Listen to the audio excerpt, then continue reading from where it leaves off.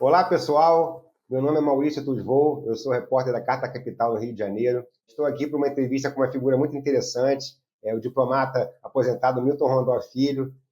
O Milton, além de colunista da Carta Capital, né, que é a coisa mais importante que ele faz na vida, não, é não, Milton? Ele é uma figura que se tornou muito conhecida, né? Para quem não sabe, né? Há alguns anos atrás, exatamente 9 anos, está fazendo esse mês de março, né? A denunciar para o mundo, digamos assim, a partir do Itamaraty, o que estava acontecendo no Brasil quando aconteceu o golpe, né, que tirou do poder a então presidente Dilma Rousseff. Aí nós estamos aqui hoje para conversar sobre isso, né? O Milton não costuma, né, tocar muito nesse assunto, hoje nós vamos falar sobre isso. E eu começo perguntando, primeiro agradecer a tua presença, Prazer. prazer é nosso, e te perguntar, naquela época, muita gente, né, inclusive algumas pessoas no Itamaraty falaram, poxa, legal o que ele fez, mas foi ao enviar os telegramas, né, as representações diplomáticas no exterior, denunciando aquela situação, muita gente falou, pô, ele cometeu uma espécie de suicídio profissional. Outras pessoas disseram, pô, não, ele é um herói, né? Um herói da resistência, ele foi um cara corajosíssimo naquele momento ali. Aí hoje, passados 9 anos, né? Qual a análise você faz daquele momento? Você foi herói, se arrepende? Como passaram o tempo, como você analisa aqueles fatos que culminaram na perseguição, né? Que aconteceu, não tem outro termo para usar, que aconteceu contra você no Itamaraty. Maurício, muito obrigado por dar essa oportunidade para falar. Eu não tinha falado nesses 9 anos, porque, enfim, havia processo correndo que terminou esse ano. E, enfim, então agora eu me sinto mais à vontade. Não seria ético falar antes, inclusive, né? Hoje, já 18 de março, enfim, completam 9 anos das circulares, né? Foram três circulares. Na primeira, eu tinha solicitado que as embaixadas nomeassem um diplomata para diálogo com a sociedade civil. Importante dizer que quando o presidente Lula assumiu, o embaixador Samuel Pinheiro Guimarães, que era secretário-geral do Itamaraty, me convidou para criar uma unidade nova no Itamaraty, que se ocupasse de segurança alimentar, porque nós tínhamos o Fome Zero, né? Pesca artesanal, reforma agrária, agricultura familiar, enfim, uma série de temas novos para o Itamaraty, né, e diálogo com a sociedade civil. Né. É importante dizer que as embaixadas estão divididas em setores. Por exemplo, um dos maiores setores é o setor de promoção comercial. Né. O que esse setor faz? Ora, ele acompanha as empresas brasileiras que querem exportar para o país X, né, porque, enfim, em geral vai uma missão comercial, mas depois as pessoas voltam para o Brasil, né? Então a embaixada que vai dar seguimento, tal, né? Tirar dúvidas, etc. e tal. E não havia um setor de diálogo com a sociedade civil nas embaixadas. Então a gente propôs que se nomeasse um diplomata para coordenar né, o diálogo com a sociedade civil. Foram 3 circulares, essa foi a primeira. A segunda circular era da ABONG, né? Que, enfim, colocava a sua impressão sobre o que estava acontecendo naquele momento no Brasil, né? O que é muito importante, né? Porque você tinha praticamente um lado, digamos, da verdade, né? Na grande imprensa. E havia outros lados, né? Então foi isso. E a terceira circular, que era mais ou menos didática, porque era uma ONG argentina, né, se manifestando, e aí eu instruí a embaixada em Buenos Aires, porque era esse o sentido das circulares. Nós estávamos recebendo muitas mensagens do exterior que não estavam passando pelas embaixadas, né? E esse é o papel da embaixada, né? A embaixada depois remete a Brasília, mas já com uma análise. Olha, essa ONG tem tantos anos, é composta de tais pessoas, tal. Enfim, já traz a coisa mais ou menos digerida, né, para a gente poder ter uma ideia. E isso não estava acontecendo. Então a ideia era que a embaixada entrasse em contato com essa ONG e dissesse, olha, passe a remeter as impressões de vocês, o que vocês quiserem mandar a Brasília, primeiro para a embaixada. Para isso que existe uma embaixada, né? Então era só isso. Não tinha o caráter que depois surgiu na imprensa e que em grande parte é a minha impressão, enfim, né? Mas também as pessoas um pouco comentaram, quer dizer, alguns embaixadores mais conservadores, enfim, que estavam de acordo com o golpe, digamos assim, de acordo com o que estava acontecendo, quer dizer, um impeachment sem legalidade, né? Porque ela não tinha cometido nenhum crime ali previsto na Constituição, né? pressionar o Itamaraty para que, enfim, para que tirasse as circulares e me processasse. Junto com a análise que você faz do momento que se seguiu ao problema que você teve no Itamaraty, quer dizer, o momento que se seguiu ao golpe mesmo, que tirou a Dilma do poder, e aquele momento do governo Temer, você acha que o Itamaraty ele pecou, ele poderia ter se articulado melhor? Até o exemplo mesmo, né, para poder denunciar a situação no exterior e para o mundo? Maurício, eu acho que a democracia ela não é perfeita, né? Mas ela tem instrumentos para a sua preservação. O que aconteceu nesse caso, quer dizer, foi que claramente não se queria que a outra visão do que estava acontecendo fosse conhecida, né? Quer dizer, os setores, digamos, que eu diria até ilegais, porque era evidente que era uma ilegalidade que estava sendo cometida, porque, repito, né, o artigo da Constituição que prevê os casos em que pode haver processo de impeachment, a gente olhando ali não tem pedalada fiscal, né? Então, esses setores dentro do Itamaraty que estavam pela ilegalidade pressionaram a cúpula do Itamaraty para que, enfim, né, para que essas visões não fossem difundidas. Então, o que se fez foi impedir-se a democracia, né, de funcionar, né, de se defender, né, porque ela tem seus meios de defesa e se a gente, na medida em que a gente permite a ela acionar esses mecanismos de defesa, ela consegue se defender. Né? E você, na ocasião, você remou contra a maré de uma narrativa que existia, né, Milton? Porque hoje a gente vê, né, embora naquela época, né, e até hoje, né, boa parte da mídia, da grande mídia, ela tem uma narrativa de que não houve um golpe, né, que foi um processo com uma certa legitimidade política. Hoje em dia, muitas teses acadêmicas, inclusive, já reconhecem que o que aconteceu ali foi um golpe, né? Quer dizer, à luz mesmo dos estudos de história que acontecem nesses anos, né? Nesses anos que se passaram. Quer dizer, houve dentro do próprio Itamaraty uma mudança de foco em relação à narrativa do que acontecia no país, não? Como sempre, quer dizer, os golpes no Brasil, eles têm de ter uma participação muito ativa da chamada grande imprensa, né? Você vê em 54, né? A população imediatamente vai ao Globo, empastela o Globo, vira as caminhonetes, etc., porque reconhece o papel do Globo naquela tentativa de golpe que levou ao suicídio de Getúlio Vargas, né?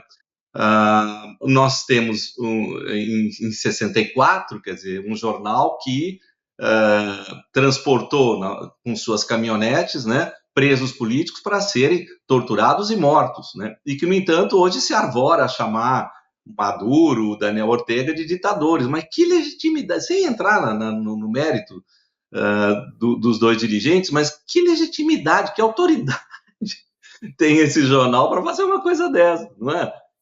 Com o histórico que tem. Então, é disso que a gente está falando, quer dizer, né? São praticamente 8 famílias, né, que detêm mais de 70% da chamada grande imprensa, né? E que tem, eu até costumo dizer que era um oligopólio, até que um amigo me chamou a atenção, disse, não, Milton, é um monopólio, porque são 8 famílias, já completamente, enfim, numa relação promíscua com o capital financeiro, como nós sabemos, né? Até porque, enfim, não são financeiramente não são viáveis, né? Mas você tem uma visão que, na verdade, é uma visão única. Então, é um monopólio. Não é nem um oligopólio, é um monopólio, porque a visão é única. Né? Se você pega as manchetes de todos os dias, é praticamente a mesma coisa. São variações, é o bolero de Ravel, são variações sobre a mesma coisa, enfim. Né? E, pessoal, o Milton Rondon, apesar da caça às bruxas e da perseguição que sofreu no Itamaraty, ele resistiu bravamente durante todo aquele período do governo Temer, mas quando o Jair Bolsonaro ganhou a eleição, aí você não aguentou, né, Milton? Pediu para se aposentar. Aí eu te pergunto, quero que você faça uma análise de como você encarou tanto o papel do Itamaraty internamente, né, com os seus quadros, o que aconteceu internamente no Itamaraty, quanto o desempenho da diplomacia brasileira no exterior nesses 4 anos de governo Bolsonaro. Olha, eu tive muita sorte. Graças a Deus eu entrei muito jovem no Rio Branco. Eu entrei com 21, então eu já tinha os 35. Bolsonaro ganhou no domingo, na segunda eu pedi aposentadoria, né? Até porque tinha pedido 15 dias de férias antes da eleição e fiquei na praça aqui, no Glênio Pérez aqui, que seria mais ou menos a Praça da Sé, em São Paulo, panfletando e tentando conversar com as pessoas, né? Porque, enfim, um pouco de experiência dava para ver o que viria pela frente, né? E então, enfim, não tive dúvida na segunda e pedi aposentadoria, e muito contente de ter feito isso, né? Ah, até porque, enfim, eu sempre tentei manter alguma coerência, enfim, acho que algum princípio ético a gente tem de ter, né, no serviço público. E aí, enfim, saí também no segundo FHC, por aí eu fui um dia, na verdade, a Itamaraty, dormi em cima da mesa, de tão emocionante que era a política externa da FHC, né? Daí fui cedido, primeiro tive que tirar uma licença para interesse particular, depois fui cedido para o governo Olívio, fui muito feliz aqui nos 3 anos que fiquei aqui trabalhando no governo Olívio. E, enfim, e depois também no Collor, no Collor, antes eu já tinha saído também, fui para um organismo internacional, pequenininho, enfim, aí quando o Collor caiu, voltei, enfim. Então, eu sempre achei que tinha, né, tudo tem limite na vida, né, você não pode, né, representar qualquer coisa, né, não é assim, né. E, enfim, então, eu acho, quer dizer, que, e principalmente nessa área de política externa, né? Até eu sempre brinco com os colegas professores de relações internacionais, porque essa coisa que a gente criou de política externa independente é um pleonasmo, é uma redundância. Ou você tem política externa e ela é independente, ou você não tem. Né? No segundo FHC, a gente fazia, né, o que o patrão lá de cima mandava. Então, né, tinha política externa. Né? No Temer e no Bolsonaro, idem, quer dizer, se você tem um alinhamento automático, você não tem, quem tem política externa é o outro, você segue, então você não tem política externa, né? Enfim, eu acho que é uma dessas coisas que às vezes a gente repete sem pensar duas vezes. Foi um período muito difícil, muito triste, né? O que a gente assistiu, né?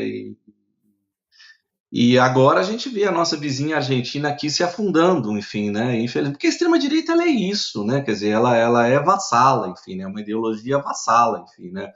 Como a gente viu, infelizmente, a gente vê hoje, né? Na Europa, né? Quer dizer, a Europa fez o jogo sujo, fez o servicinho sujo para os Estados Unidos e agora, coitado, tá que nem bobinho, aquela brincadeira que a gente tinha de criança, o bobinho, né? E um joga a bola para o outro, quer dizer, né? O Trump joga a bola para o Putin e eles estão completamente fora do jogo, quer dizer, né? Porque fizeram o papel que fizeram, né? Não se deram ao respeito, né? Então, enfim, eu acho que nesse tema foi muito importante o que aconteceu. A eleição do presidente Lula foi fundamental. Eu sempre digo para as pessoas, a gente não está no céu, mas a gente saiu do inferno, né? Acho que isso a gente tem que ter bem, bem claro, né? Milton, você está falando do Trump aí, num artigo recente, né, você apontou que o fato da União Europeia estar destinando 840 bilhões de euros para a compra de armas, né, é um exemplo, um dos exemplos do que você chamou de desmoronar do Ocidente. Né? Eu queria que você falasse um pouco sobre isso, né? Você, com arguto analista do que está acontecendo, você acha que com todos os problemas que nós estamos tendo em relação a guerras, problemas econômicos decorrentes delas, inclusive, a emergência ambiental, que, né, não tem mais como negar, eu acho que os negacionistas vão poder negar daqui a pouco, você acha que por conta desse somatório nós estamos caminhando para uma distopia, para um mundo distópico, ou tem algum caminho que você vislumbra aí de esperança para poder botar a humanidade nos trilhos novamente? Eu acho que a gente tem que ter esperança, né? A gente sai na rua, vê jovens, crianças, a gente tem que ter esperança, né? Agora a gente tem que ter responsabilidade com relação a eles, né? A gente meio que dava como automático um mundo que se chamava de multipolar, né? Que eu não gosto nem muito, eu acho que isso é mais multicêntrico, eu prefiro, né? Porque polaridade dá uma certa impressão, enfim, de muito antagonismo, né? Nós estamos vendo o Trump dialogando só com interlocutores muito privilegiados, né? Ele dialoga com Putin porque, enfim, a Rússia tem a supremacia militar, tecnológica, os Estados Unidos não têm um míssil hipersônico que voa 36.500 km por hora, né? Com a China, de alguma forma, né? Enfim, com antagonismo, mas, enfim, né? É claro que reconhece a China como interlocutor, e faz jogos de privilegiar a plutocracia, né, que é quem o apoia. Né? O Elon Musk é o presidente de fato, enfim, na verdade. Né? A questão da Ucrânia é importante, eu acho que hoje eles discutiram isso, né, a partição da Ucrânia. Tá? Isso é importante para ele, para ter acesso a terras raras que a Ucrânia tem, a gás, petróleo, etc. Na verdade, o jogo ele é mais pesado do que isso ainda. O principal minério para os carros elétricos é o coltan. quem é o maior depositário é a RDC, a República Democrática do Congo. Né? Então, a União Europeia já tinha fechado seus acordos com eles, né? A China, evidentemente, depende disso, né, para poder continuar sendo a potência que é em tecnologia e em carros elétricos, inclusive, né? E agora os Estados Unidos estão entrando, dizendo que querem ter acesso, querem fazer acordos, enfim. E você tem uma situação muito frágil, na verdade, né, em que há uma guerrilha financiada por Ruanda, né, ou dependente de Ruanda. Ontem até Ruanda rompeu relações diplomáticas com a ex-potência colonial no Congo, a Bélgica, né, enfim, retiraram seus diplomatas, tal. Então você tem realmente as coisas começam a meio que, entre aspas, se afunilar. Daí o divórcio dele com a União Europeia, né, é instrumental, né, é para dizer, olha, agora aqui é o jogo dos meus plutocratas, sai fora. É um jogo bem mais pesado, né, que a gente vai assistir, e infelizmente o Brasil meio que comeu bola, eu diria, né, quer dizer, o artigo 4º ele é muito claro com relação a quais são os parâmetros da política externa, né, e o parágrafo único é claríssimo. No artigo 4º você tem a política externa deve se pautar pela autodeterminação, soberania, etc., não ingerência, etc., e no artigo e no parágrafo único deverá promover a integração latino-americana. Que integração latino-americana nós promovemos? Né? Com medo, claramente, de impressões como daquele jornal que eu mencionei antes, o tal jornal que emprestou as caminhonetes para presos políticos serem mortos e torturados. Em grande parte, passa pelo nosso desconhecimento, sabe? A gente tem uma impressão dos diplomatas brasileiros que muito vem do Barão do Rio Branco, que foi absolutamente excepcional, o maior diplomata que o mundo já teve. Ele defendeu 1/9 do território brasileiro. É absolutamente excepcional. Acho que até nos prejudicou em certa medida, porque os nossos militares ficaram sem ter o que fazer e até hoje estão procurando o que fazer, porque o Rio Branco resolveu tudo. Mas, se a gente pega os dois países com os quais nós temos diferendos nesse momento, são 2 países caribenhos. O que nós conhecemos de Caribe? Me fala. Todo o litoral do Amapá nos coloca no Caribe, porque o limite sul do Caribe é a foz do Amazonas. Então, o que tem no Amapá de estudos caribenhos? O cara que define o movimento negro no século XIX, no século XX, perdão, e que, portanto, define, né, a vida política nos Estados Unidos, inclusive, depois com Martin Luther King, com Malcolm X, é Marcus Garvey, jamaicano, o pai do panafricanismo, né? Depois você tem, hoje, você vê, hoje já vi anúncio de um pessoal que está promovendo um curso sobre Frantz Fanon. Meu Deus, olha a importância que tem Frantz Fanon hoje, né? Até Todavia está publicando livros maravilhosos dele. Martinicano, Aimé Césaire, martinicano, então, sabe? Fica difícil, né? E você acha que do que está sendo colocado nesses primeiros meses do governo Trump e vendo o que está acontecendo geopoliticamente no mundo, a China também com a sua nova rota da seda, né? Deve ser temido, o governo Trump ele deve causar medo, há razões de fato para isso, ou como algumas pessoas já dizem, alguns analistas já dizem, pode até ser que esse rearranjo econômico, geopolítico, venha a beneficiar os países que optarem por uma alternativa, no caso dos BRICS ou o que seja. Você acha que esse caminho alternativa é viável ou o Trump veio para arrebentar de vez? Olha, eles também têm contradições, né? Que é aquilo que ele está falando, quer dizer, ele, por exemplo, ele está buscando a paz na Ucrânia, né? Então, né? Quer dizer, é a extrema-direita, mas está buscando. A extrema-direita europeia também, né? A alternativa para a Alemanha, né? A AfD, o partido de extrema-direita alemão, também prega o fim da guerra na Ucrânia, porque, meu Deus, é um copião do início do século XX. Nós estamos em 24, em 22 foi a ascensão perdão, em 25, em 22 foi a ascensão de Mussolini, em 33 de Hitler. Exatamente o copião do século XX. Quer dizer, a Europa se armando, as populações cada vez, portanto, tendo de colocar mais dinheiro para isso e, portanto, ficando mais pobres. Esta é a primeira geração na Itália, por exemplo, que vai ser mais pobre do que os pais depois da Segunda Guerra. É a primeira que vai estar pior do que os pais depois né? Então você já tem extrema-direita, né? Governo de extrema-direita na Itália, a extrema-direita alemã chegando em segundo lugar, a francesa também. Então, quer dizer, né, é inacreditável. Agora, é inacreditável como é que isso se refaz dessa forma, né? Quer dizer, o Macron, um militarista, enfim, a França é um grande exportador de armas, acho que é o segundo, na verdade, do Ocidente, né? Então, enfim, quer dizer, governos completamente tomados pelo lobby militar. A presidenta da Comissão Europeia, a Ursula von der Leyen, era a ministra da Defesa da Alemanha. Então, você pega a ministra da Defesa da Alemanha e põe para ser presidente da Comissão Europeia. Não é? É evidente o que está acontecendo, o nível de loucura que está acontecendo, né? Todos os orçamentos militares estourando, até a Itália, mas quem que vai invadir a Itália, meu Deus? Né? Sabe? Quer dizer, sabe? Não faz o menor sentido o que está acontecendo, né? Só faz sentido, o Papa é o cara, né? Ele diz isso com todas as letras. Infelizmente, hoje, o investimento que mais dá retorno, que mais dá lucro, são os armamentos. E é isso. O fim disso a gente sabe qual é, né? Quero agradecer ao diplomata aposentado Milton Rondon por essa excelente entrevista. E, Milton, antes de te deixar, quero fazer uma última pergunta complexa, que eu deixei para o final. Sem anistia? Evidentemente, quer dizer, nós anistiamos aqueles torturadores todos, olha o que eles fizeram. Deu outro golpe em 2016 e estavam preparando outro pior ainda, não é? Lógico, não pode haver anistia, não tem como. Olha as tentativas que eles fizeram agora, quantas tentativas fizeram de explodir o Supremo Tribunal Federal. Você entende? Aqui no Sul tinha o DOR, Supremo é o povo, e aí, sabe?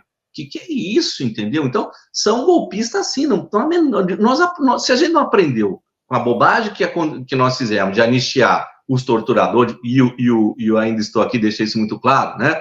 Fazer uma bobagem uma vez é uma coisa, repetir não, né? Repetir aí já é demais, né?